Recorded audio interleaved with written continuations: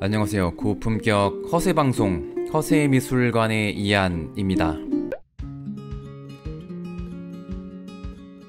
자, 이번 시간에는 조선의 낭만주의자 김홍도라는 주제로 이야기를 해보려고 합니다. 바모스. 단원 김홍도는 18세기 중후반에 주로 활동했던 화가고, 돌아가신 연도는 불확실한 것으로 알려져 있습니다.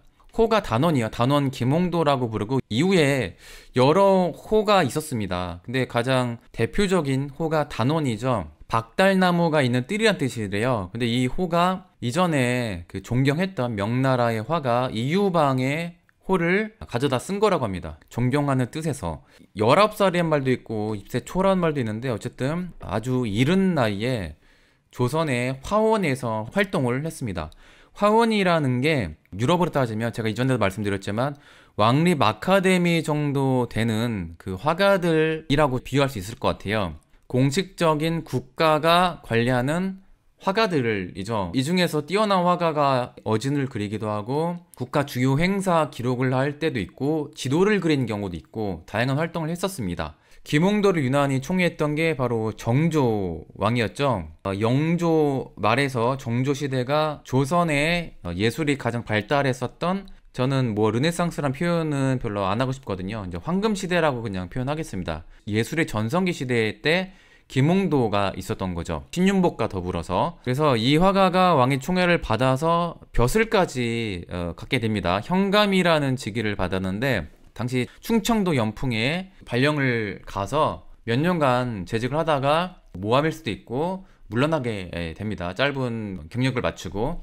왕의 어진은 29살 때 이미 그리기 시작했어요. 정조가 왕이 된 이후에 귀장각도를 포함해서 여러 가지 정책과 관련된 미술 활동에 김홍도를 총애해서 많은 그림을 그리게 합니다. 이렇게 이른 나이에 성공한 화가를 생각했을 때 대표적인 화가로 20대 초에 궁정화가를 지냈고, 왕의 초상화까지 그렸던, 우리나라로 따지면 어진이죠. 17세기에 디에고 벨라스케스가 생각나더라고요. 스페인 화가고. 그리고 이전에 16세기에는 국왕 못지않게 막강한 권력을 가졌던 교황청의 화가 라파엘 산치오. 이 화가는 20대 초반에 이미 피렌체에서 성공을 해서 로마에서 스카우트 해와서 교황청에서 벽화도 그리고 문화재 발굴 프로젝트 업무를 이제 도맡았거든요. 김홍도가 화가뿐만 아니라 정조의 정책과 관련된 다양한 일을 했던 걸 보면 이 두 화가와 좀 닮은 게 있을 것 같아요. 그 다른 나라에 출장도 보냈었거든요. 디에고 벨라스케스 같은 경우에는 이탈리아에 청나라도 갔다 오고 또 대마도도 갔다 왔던 거, 그런 거 보면 이 화가들과 좀 비교할 수 있을 것 같습니다. 글로벌하게 비교합니다. 겨우 아시아 한자 문화권 화가들과 비교할 필요 없어요. 김홍도를 조선의 르네상스 시대 서양화법을 구사한 혁신적인 화가로 소개하는 다큐를 봤거든요. 어떤 그림을 두고 이렇게 이야기하냐면, 김홍도가 드물게 그렸다는 용주사 대웅전 후불탱화라는 작품이에요. 불화죠. 불교 그림인데, 당시 성리학적인 사회에서 김홍도가 왕의 궁정화가잖아요. 이런 걸 그린다는 게 특이한 거죠. 일단은 정조의 아버지가 억울하게 돌아가셨죠. 사도세자를 기르기 위한 목적으로 제작한 불화라고 합니다. 이 그림에서 약간의 이제 명암법이 보이거든요. 이걸 그리기 위해서 정조가 김홍도를 시켜서 청나라에 갔다 와서 거기에 있는 서양식 성화, 종교화를 보고 배워서 이런 걸 그리게 했다, 이렇게 나오거든요. 좀 아쉬운 게 뭐냐면, 조선의 르네상스를 그렸다고 하는데, 르네상스가 16세기 서구 유럽에서 명화법이 등장하고 원근법이 등장한 때잖아요. 그 훨씬 뒤에 김홍도가 있었단 말이에요. 그래서 굳이 르네상스라는 말을 붙일 필요가 있을까, 이 전 시대인데. 그래서 저는 황금 시대라고 부르는 게 더 좋지 않을까 싶기도 하고, 서양화 기법을 구사한 새로운 불화라고 하는데, 근데 이제 글로벌적인 관점에서 생각했을 때 이미 서구 유럽에서는 명화법 갈 때까지 가가지고 이젠 그거를 탈피해야 되나 말하는 이런 때에 왜 굳이 서양의 명암법을 가져다 써야 되냐 이거예요. 명암법을 안 그리면 어때? 서구식 인물학 기법을 안 그리면 어때? 오히려 어정쩡하게 명암이 나와서 저는 오히려 좀 아쉽다고 해야 되나요? 그냥 보기에는요, 입체적으로 별로 보이지 않아요. 그냥 전체적으로 따지면 아직도 평면에 불과한 그림이라고 저는 봅니다. 약간의 굴곡이 있고 명암이 있다고 해서 이게 엄청 대단한 거다, 시대를 앞서간 거다 이렇게 얘기를 굳이 해야 되나. 왜냐면 이걸로 얘기하면 그러면 서양 화가들의 명암법과 테크닉과 비교해야 되거든요. 왜 굳이 명암법으로 비교를 해야 되냐, 김홍도를. 우리가 잘하는 게 따로 있는데 세계관이라든지 그리는 방식 자체가 차원이 다릅니다. 서양 기법을 가져다 썼다고 이게 혁명적이라고 굳이 그걸 억지로 띄워줄 필요가 있는가. 오히려 19세기 초반에 서구 유럽이 우키요의 일본 이 싸구려파나 영향받아가지고 엄청 따라하려고 했잖아요. 이거 아니라도 우리나라의 불교 이 탱화를 서구 유럽 사람들이 봤으면 놀랬을 거예요. 와, 이렇게 신비로운 그림 있다니, 평면으로 어떻게 이런 걸 그릴 수 있지? 이 디자인적으로 비주얼적인 그 차원이 달라요, 서구 유럽하고. 우리는 우리만의 조선 화가들의 장점이 있어요. 일단 화가들 특유의 필법이란 게 있죠. 이게 얼마나 어렵냐면요, 이게 한 번에 그려야 돼요. 난 그리는 거 옛날에 간접적으로 동양화 체험하면 되게 어렵단 말이에요. 엄청난 테크닉이 요구됩니다. 엄청난 연습도 필요하고. 명암법으로 굳이 안 그려도 매력적인데 왜 굳이 이 명암법을 구사했다고 이거를 앞서 나간다 이렇게 왜 평가해야 되냐 이거죠. 이 그림만큼은 김홍도의 장점이라고 볼 수 있는 그림 아니라고 봐요. 그리고 확실히 이 그림이 김홍도가 완전히 그렸다는 명백한 증거는 또 없습니다. 추측컨대 김홍도가 그렸을 가능성이 많다는 것 뿐이죠. 평가가 좀 아쉽다라는 제 생각일 뿐입니다. 오히려 김홍도의 장점은 조선 화가가 가진 특유의 필체, 서구 유럽과 다른 독자적인 화풍과 그리고 역사적 흐름을 반영하는 풍속화 같은 주제의식이 더 중요하다고 보는 거죠. 우리 선조 화가들은 꼭 명암법이 아니라도 특유의 공기, 대기 원근법으로 3D 효과를 냈던 남다른 그런 기법을 가지고 있었다고 저는 봅니다. 제가 아무래도 많은 서구 유럽 화가들을 좀 공부했죠. 상대적으로. 그리고 간접적으로는 어릴 때부터 자주 봤던 우리나라 조선의 산수와 진경 산수 같은 거, 이런 조선의 옛 화백의 그림들을 이제 자주 보고 자랐죠. 다시 지금 봤을 때 뭐가 보이는지를 이야기해드린 거예요. 흥미롭습니다. 김홍도의 대표적인 산수화 중에 하나가 병진년 화첩에 포함된 옥순봉도라는 작품이에요. 화첩이라는 말, 첩자가 들어가면 책 안에 있는 그림이라고 보시면 돼요. 여러 그림이 들어간 책 중에 한 작품인데 김홍도가 현감자리에서 물러난 다음에 제작한 작품이라고 합니다. 그래서 이전에 정선의 진경산수화가 조선의 풍경을 바탕으로 사생을 해서 그렸다고 이제 보지만 많이 왜곡을 했거든요. 이전과 다르게 김홍도의 풍경화는 더 사실에 가깝게 진경산수화인데 자신 나름의 그 감성을 담아서 조금 더 이상화된 현실을 그렸다고 보통 보고 있죠. 이 사진을 비교하면 완벽한 또 사실하고는 좀 다르거든요. 기울기라든지 이걸 보고 그린 것 같긴 해요. 이걸 보고 기억을 해서 다시 그린 건지 혹은 직접 즉석에서 보고 그린 건지는 좀 불확실하다고 봅니다. 여기 배 타고 있는 두 사람 중에 하나가 자신을 그린 거래요, 김홍도. 그러니까 시점도 되게 재밌는 게 뭐냐면 서구 유럽 화가들은 우리가 보는 이 눈높이가 소실점이 위치죠. 1인칭이 돼서 세상을 봅니다. 그러니까 우리가 보는 눈이 화가의 눈이 되는 거예요. 그런데 조선의 화가들은 굳이 따지면 전지적 작가 시점이라고 해야 되나요? 화가 자신도 그림 속 안에 이제 들어가게 넣습니다. 이게 좀 많은 차이점이죠. 자연과 이제 무라이트가 되는 거예요, 화가 자신도. 제가 봤을 때는 배 타고 습작을 하고 이걸 바탕으로 제대로 재연출을 해서 이렇게 그리지 않았을까라고 저는 개인적으로 봅니다. 그래서 완벽하게 똑같이 그렸다고는 생각 안 해요. 의도적으로 변형을 해서 자신의 관점으로 다시 재창조를 하지 않았을까 싶습니다. 아까 원근법 이야기를 했거든요. 자, 이게 바로 조선의 원근법이에요. 뿌옇게 안개 퍼지는 듯한 효과. 서구 유럽에서는 다빈치가 공기 원근법 혹은 대기 원근법, 명암 혹은 색감의 차이로 거리감을 내는 연출을 했다고 알려져 있는데 16세기죠. 그때가 15세기 말에서. 조선에서도 이미 15세기 르네상스 때 이 대기 원근법을 구사했다는 거죠. 꼭 명암법이 아니라도 강하고 푸는 나름의 대기 원근법으로 거리감을 낸 거죠. 공간감이 생겨요. 거리감이 생기고 이거를 구사했다는 거죠. 자, 사이남도 오히려 이게 좀 형태가 좀 많이 다릅니다. 길기도 다르고. 어쨌든 이것도 역시 사실을 그렸지만 나름의 관점으로 재해석한 그림이라고 볼 수가 있는데, 조선 화가들이 위 핵심적인 부분, 솔직히 눈높이에서 가까운 것은 여기 아래쪽이에요, 원근법으로 따지면. 그런데 이 산수화에서 더 핵심이 되는 부분은 위쪽에 위치하죠. 더 중요하다고 보기 때문에 여기를 강조하고 밑으로 갈수록 풉니다. 그러다 보니까 여기 앞에 있는 걸 강조하면 자연스럽게 멀어져 보이죠. 그리고 뒤에도 약하게 그리면서 점점 멀어져 보이고, 여기를 외곽으로 가면 갈수록 풀기 때문에 뭔가 뿌얘지면서 공간감이 보인다는 거죠. 그리고 앞에 있는 나무를 진하게 해서 훨씬 가까이 있구나, 여기와 여기 뒤에 거리감이 확 느껴지죠. 이러한 거는 서구 유럽 화가들도 이 원리를 비슷하게 응용해서 구사를 했습니다. 외곽을 흐리는 기법은 이 조선 화가들이 훨씬 더 깊이감 있게 잘 구사했다는 거죠. 이 조선 화가들이 모나리자 이상의 대기 원근법을 구사했다는 거예요. 금강사 군첩 이 풍경화 시리즈를 보고 매력을 느꼈습니다. 약간 이 질감이 좀 남다르죠? 왜냐면 이게 천에다가 그린 그림이라서 그래요. 비단 위에 채색을 하면 이게 견본담체라고 부릅니다. 자, 정조왕이 김홍도를 시켜서 금강산을 그리게 했거든요. 그 시리즈 금강사 군첩 중에 한 그림이에요. 대관령을 그린 건데, 굳이 밝고 중간 어두움을 막 일괄적으로 그리지 않고도 나름의 공간이 보이죠. 공간이란 게 선의 강약, 이 나무들의 강약을 조절했고, 또 중간에 안개 낀 듯한 이런 뿌연 효과를 줬기 때문에 3D가 되는 거죠. 근데 더 매력 있는 건 뭐냐면 간결하다는 거예요.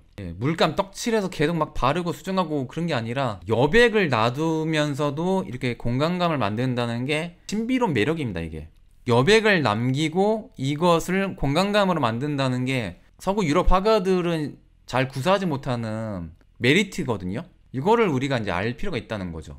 금강산 뭐 명경대라고 하는데, 사실을 바탕으로 그렸는데 암석의 그 구조를 분석해서 나름의 패턴을 만들고 곳곳에 소나무들을 제조업해서 정말 이제 보는 시각적 재미가 있게 그렸어요. 막 억지로 막 강조한 것도 없고 정말 모던하다라는 느낌? 진짜 심플한데 그릴 건 다 그렸다라는 느낌.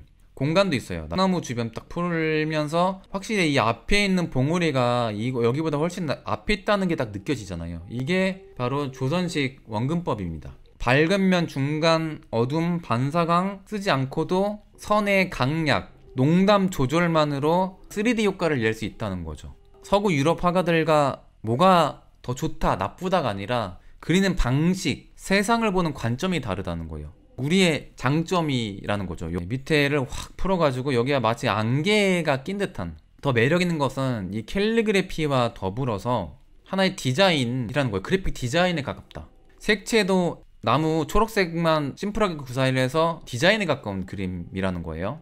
그래서 이전부터 조선의 화백, 김홍도를 포함해서 이런 화가들이 선의 강약, 농담을 조절한 이 원근법을 좀 자유자재로 완벽하게 구사했던 사람들입니다. 이런 장점을 전통으로 서구 유럽의 그 명암법, 테크닉까지 구사를 하면 어떤 그림이 나오는지, 저는 어릴 때 그걸 봤거든요. 어떤 그림이 탄생하는지 아주 놀라운 그림을 제가 봤습니다. 석고대생을 옛날 입시에서 90년도에서 2000년도 초까지 우리나라 미대를 가기 위해서는 이런 그림을 그려야 했거든요. 이걸로 시험을 봤죠. 제가 이제 검색을 일부러 영문으로 써서 나온 이 소묘예요. 그러니까 우리나라가 아닌 다른 나라. 그래서 요거는 중국 사람이 그린 소묘고 되게 잘 그렸죠. 형태도 아주 완벽하고 질감도 석고 질감이고, 이거는 거의 뭐 사진처럼 그려놨죠. 그리고 요 대생 잘 그렸나요? 어릴 때부터 천재라고 했던 그 피카소의 소묘입니다. 석고 소묘. 이게 뭐 14살인가 15살 때 그렸다고 하는데, 제가 옛날부터 이제 습관적으로 얘기했던 게 우리나라 입시생들이 피카소보다 더 잘 그린다라고 했거든요. 사람들 안 믿어요. 어떤 사람이 악플 막 달아놨더라고요. 이 편협한 생각을 가지고 뭐 어쩌고저쩌고 피카소가 못 그린다는 게 말이 되냐고. 전 편견 없이 어릴 때 봤던 거를 그냥 그대로 얘기한 것 뿐인데, 이렇게 그리면 우리나라 대학 못 가거든요. 이런 말 하면 안 되나? 우리나라 사람들이 이렇게 서구 르네상스식 명화법과 원근법 이런 걸 테크닉을 다 배우면 어떤 그림을 그리게 되는지 제가 어릴 때 봤던 그림들 보여드릴게요.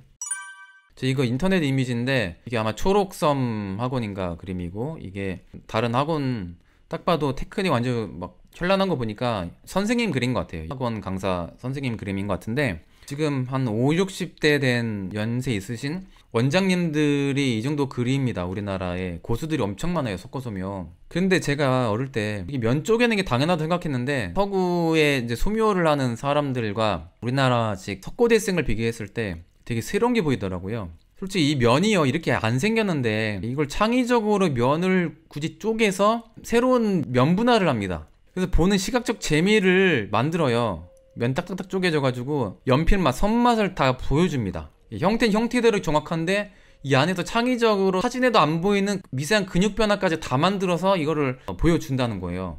눈에는 이렇게 안 보이는데 뒤로 빠진 이 공간감, 이거를 표현했어요. 이 공간감이라는 게 여기와 비교해 볼게요. 가다 끝, 가다 끝, 끝, 끝. 근데 여기서는 3차원을 뛰어넘는 우주의 공간감을 만든다는 거예요. 정말 이게 되게 특이한 겁니다, 이거. 습관처럼 얘기한 건데, 소미오 올림픽 하면 우리나라 금메달 딸 거라고 이렇게 얘기한 거예요. 이렇게 그리는 고수들이요, 우리나라 전국에 다 깔려 있어요. 학원 선생님들.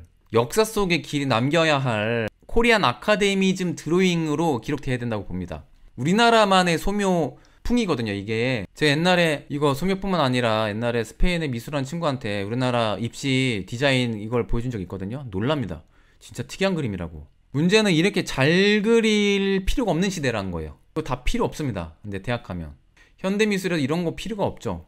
하지만 이건 역사적인 관점에서 길이 보존하고 기록해야 되는 문화유산이라고 생각합니다. 뭐 틀에 박힌 입시 교육이라고요, 창의적으로 이걸 패턴화해서 학생들한테 이걸 가르쳐주는 방식이 창의적인 거예요. 아무튼 그렇습니다. 자, 근데 아까 그 풍경화를 당시 시대적인 사조로 봤을 때 어떤 화가들과 좀 비교할 수 있냐 하면, 제가 봤을 때는 바비정파의 그런 사실주의 풍경화하고는 많이 다르고, 사실을 그렸는데 그거를 개인적인 감성을 더해서 그린 낭만주의 풍경화 시대와 좀 비교할 수 있지 않을까. 그리고 우리나라에서는 뭐 한자 문화권에서 도가, 장자사상, 이게 옛날부터 있었잖아요. 아주 오랜 전통이었단 말이에요. 이미 자연을 예찬하고 존중하고 공경하고 자연과 함께하는 물화일체, 이 사상은요, 옛날부터 우리가 더 전통적이었다는 거예요. 뒤늦게 서구 유럽이 반성하면서 18세기 산업혁명 이후에 이제 이런 변화가 있었던 거죠. 그래서 제가 말씀드린 10세기 고려시대 청산별공 마인드가 우리의 코리안 아이덴티티라는 거예요. 얄리얄리 얄리숑 얄레랄라, 청산은 살얼이었다. 요걸 그린 화가들 중에 터너는 아니고, 터너는 되게 창의적으로 뭔가 역동성을 그린 거고, 제가 봤을 때는 자연에 대한 그 성찰을 담은 상징주의적인 뭐 이런 그림 풍에 프리드리히 독일 화가의 그림이 비교할 수 있지 않을까 싶어요. 자연을 완벽한 또 똑같은 리얼리즘이 아니라 화가의 감성을 담아서 그린, 굳이 따지면 낭만주의에 가까운 그림이 김홍도의 풍경화, 산수화에 좀 가깝지 않을까, 저는 개인적으로 그렇게 봅니다. 풍석화로 따지면 이제 낭만주의가 아니라 리얼리즘 화가인 거죠. 그 대표적인 그림 중 하나가 우리가 어릴 때부터 교과서에서 많이 봤던 서당이라는 그 그림인데, 이것도 역시 첩이 들어가죠. 단원, 풍속, 도첩, 이 책 시리즈 그림 중에 하나입니다. 서당이라는 작품인데, 구도가 뭐 이렇게 둥글게 있고 여기가 막 터져 있는 구도라는 거, 뭐 이런 거 얘기 많이 하고, 일단은 전통 원근법이 아니라는 게 또 나오죠. 스승을 공경하는 문화가 있잖아요. 그래서 중요한 스승을 엄청 크게 그려놓고 나머지 이제 학생들을 작게 그린 거예요. 여기서 풍속화의 매력은 당시의 그 시대의 상황을, 현실을 우리가 이제 대신 볼 수 있다는 역사적인 사료의 역할도 하잖아요. 여기서 이 아이만 갓을 쓰고 나머지는 다릅니다, 머리 스타일이. 이 아이들은 서민이고 이 아이만 양반집이에요. 옛날부터 글을 배울 수 있었던 것은요, 사대부 양반 가문만 해당됐었습니다. 근데 이상한 거죠. 왜 이 아이들이 있을까? 서민들이 왜 있을까? 당시 정조 때 신분 상승 정책이 있었다고 합니다. 그래서 신분 상관없이 스승의 의지만 있으면 이렇게 신분이 낮은 서민들도 글을 배울 수 있게 했던 거죠. 교육자의 사명감 같은 거겠죠. 비싼 돈 낼 수 없으니까 뭐 저렴한 돈 받든지, 아니면 아이들을 좀 어여삐 여겨서 그냥 가르쳐 주는 걸 수도 있고. 근데 여기 회초리가 있고 얘가 우는 걸로 봐서는 얘가 좀 사랑의 매를 맞고 우는 것 같아요. 근데 애들이 웃고 있죠. 어릴 때, 초등학교 때 누가 뭐 선생님한테 혼나면 얼레리 꼴레리 막 놀리는 규착의 그런 게 있잖아요. 그거를 인간미 있게 그린 것 같습니다. 그 교육을 대하는 우리의 방식이 옛날부터 있었던 것 같아요. 복장을 보면 양반집 같아요. 근데 옛날에 이제 몰락한 양반집도 있었다고 하죠. 자리짜기라고 해서 어머니는 물레를 돌리고 아버지는 멍석을 짜는데 되게 힘든 노동임에도 불구하고 표정이 아주 뭐 어둡진 않잖아요. 뒤에 아들이 공부를 한단 말이에요. 그러면 부모님은 그래도 기분 좋은 거예요. 아이가 공부를 하면. 교육열은 옛날부터 있었다는 거. 조선의 풍습이 지금까지 이어지지 않았나 싶습니다. 가장 유명한 풍속화 중에 또 한 그림이죠. 서닭이 아니라 씨름이란 주제인데, 자, 여기서 발을 모으고 있는 요 사람은 양반으로 보이죠. 패션을 보면 긴장을 하고 있습니다. 이거는 즉 다음 차례라는 거예요. 다음 선수. 부채로 얼굴을 가리는 요 느낌은요, 다른 그림에서도 자주 등장합니다. 김홍도 풍속화의 뭐 트레이드 마크 같은 이런 느낌이라고 봐요. 구경하고 신나 있는 이 사람들 놀라고 있는 장면이죠. 이 장면이 씨름에서 승부가 결정나는 그 순간이거든요. 이 사람을 엎으려고 하는 거예요. 찰나의 순간. 그래서 이제 놀라는 거죠. 근데 여기서 손이 뒤바뀌었죠. 기영이에요. 손이 우측 좌측이 반대가 됐거든요. 그래서 이게 뭐 의도했다는 뭐 설도 있고 여러 가지가 있는데, 제가 봤을 때는 의도한 것 같지는 않고 실수로 그런 것 같습니다. 김홍도가 다른 건 다 잘 그리는데 그 약점 중 하나가 손을 좀 못 그립니다. 이건 다른 그림에서도 자주 등장하는 약점이죠. 그런데 틀린 어색한 형태 때문에 김홍도의 아이덴티티가 더 살아나는 그런 효과도 있다고 봅니다.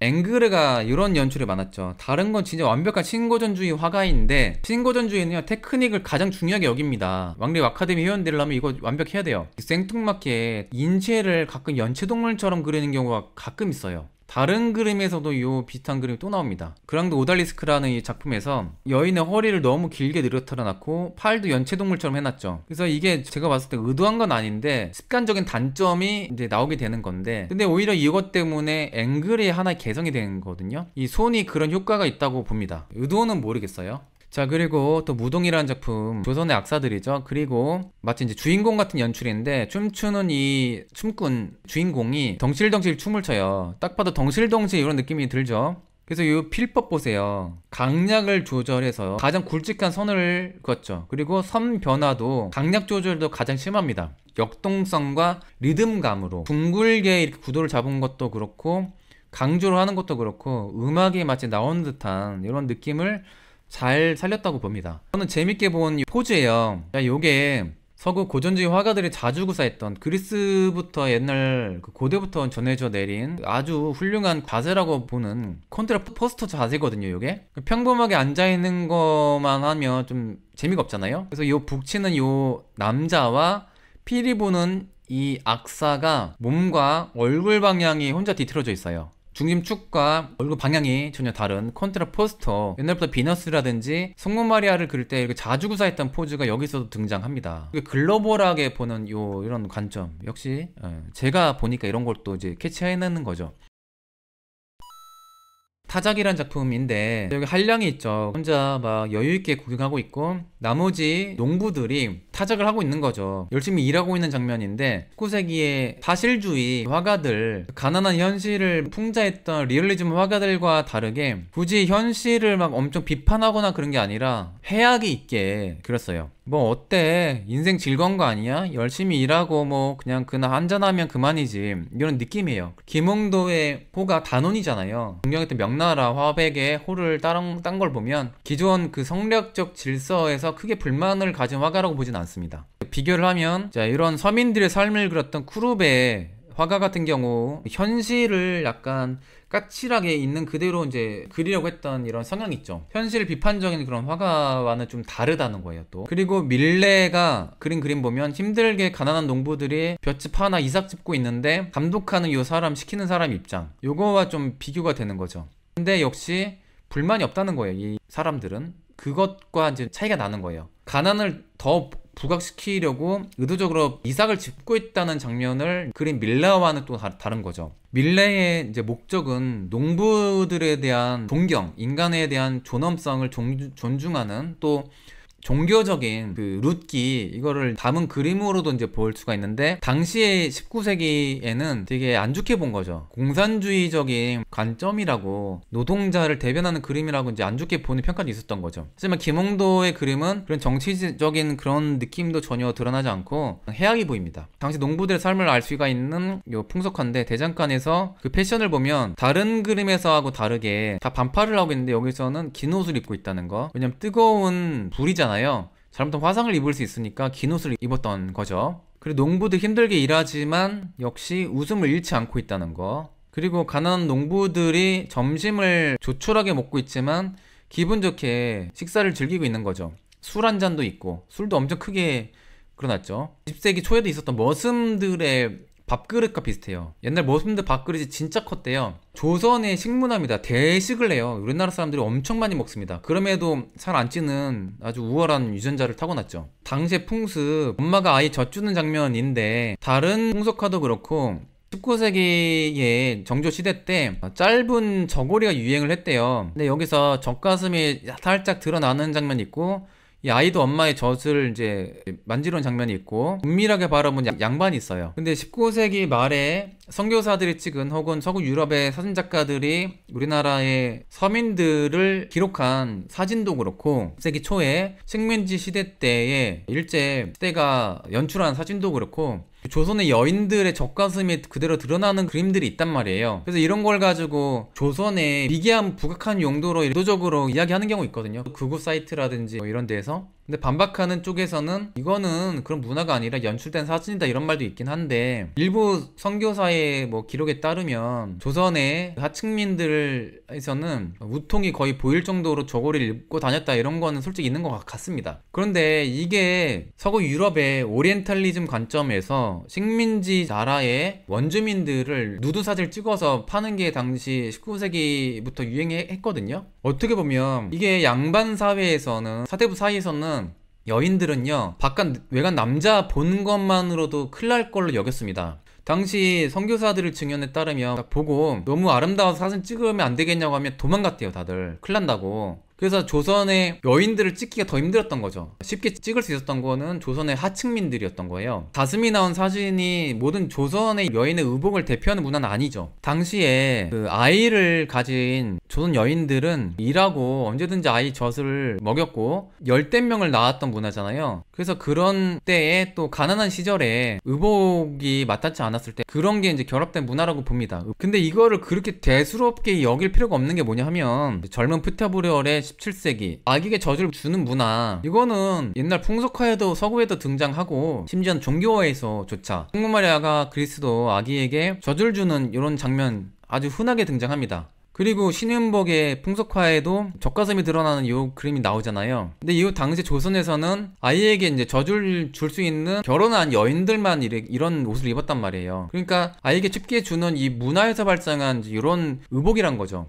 글로벌한 관점에서 이거는 보편적 문화잖아요. 그래서 엄마들이 아이에게 젖을 주는 것을 성적인 문화로 여기지 않단 말이에요. 이거를 뭔가 이제 오리엔탈리즘, 섹슈얼적인 이걸로 보는 것 자체가 이상한 거죠. 그러니까 이상하게 보면 이상한 거고, 인류 보편적인 문화로 보면 이상한 게 아닌 거거든요. 조선의 짧은 저고리 하면 이게 이제 내용이 나오더라고요. 그래서 제가 이걸 다뤘으니까, 19세기 말에 짧은 저고리가 있었고, 힘들게 일하는 조선의 여인들에서는 이 노출이 좀 있었다, 아이들에게 젖을 주는 게 이제 쉽게 볼 수 있었다, 이런 건 맞는 것 같아요. 하지만 이게 이상하게 볼 건 아니라는 거죠. 지금도 우리나라에서는 이런 게 쉽게 보이진 않지만 지금도 스페인에서는요, 사람들 모인 자리에서 아이 젖 주는 어머니 좀 본 적 많습니다. 이게 뭐가 이상한 거라고.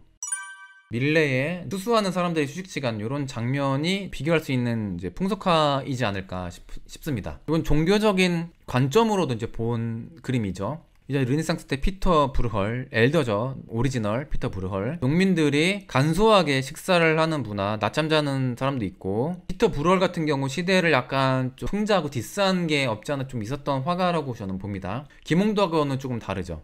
서구 유럽에서도 이제 리얼리즘 화가는 있었다. 김홍도하고는 좀 느낌이 많이 다르죠. 바다에 빠진 이카루스 그림의 풍경을 그려서 당시에 네덜란드의 농부와 요 서민들의 문화를 이렇게 담았는데, 이 메시지는 해석하기 나름이죠. 현실을 풍자한 그림이라고 저는 생각합니다.